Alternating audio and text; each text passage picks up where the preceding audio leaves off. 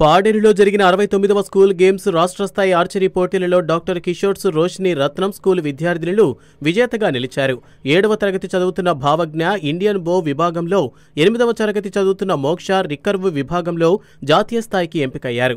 దీంతో ఈ నెల 18, 19, 20వ తేదీల్లో వారణాసిలో జరిగే జాతీయ స్థాయి ఆర్చరీ పోటీల్లో సత్తా చాటనున్నారు. దీంతో కిషోర్స్ రత్నం విద్యాసంస్థల జనరల్ మేనేజర్ రామ్మూర్తి నాయుడు వారిని అభినందించారు.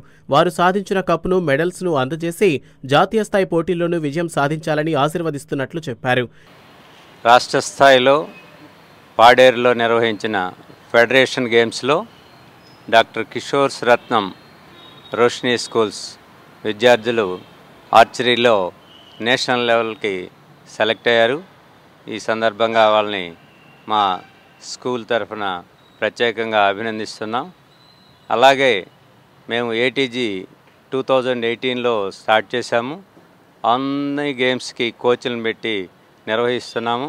అలాగే ఈ ఆర్చరీకి కూడా కోచ్ ద్వారా వీళ్ళకి స్పెషల్ ట్రైనింగ్ ఇస్తూ వీళ్ళు గత 4 సంవత్సరాల నుంచి బాగా ట్రైనింగ్ అయ్యి ఇప్పుడు నేషనల్ లెవెల్ వారణాసిలో జరగబోయే నేషనల్ లెవెల్కి సెలెక్ట్ అయ్యారు.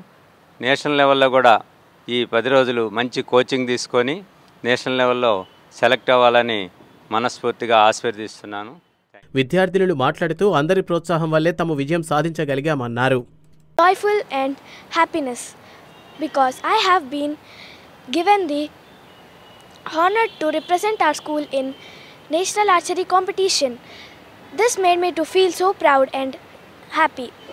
I am so glad to and heartfelt thanks to our director sir, mom, coaches and my beloved parents who supported me a lot and encouraged me. Having the privilege to represent our school in national archery competition. This accomplishment is not entirely a personal success. It is the evidence of relentless effort and determination and etc. Archery to me is not entirely a sport. It is more than that.